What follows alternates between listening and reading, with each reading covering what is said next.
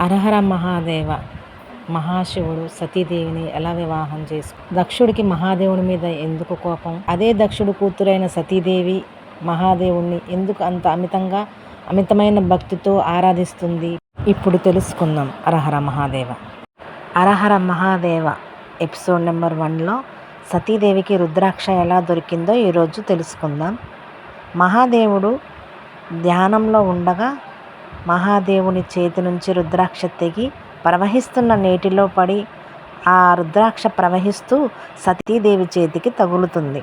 సతీదేవి ఆ రుద్రాక్షను తీసుకొని చాలా సంతోషంతో వాళ్ళ సోదరీమణులైన అక్కలను పిలిచి, అక్క నాకు ఏం దొరికిందో చూద్దు రండి అని సతీదేవి వారి అక్కలను పిలుస్తుంది. వారు వచ్చి ఆ రుద్రాక్షను చూసి ఆశ్చర్యంతో ఇలా అంటారు.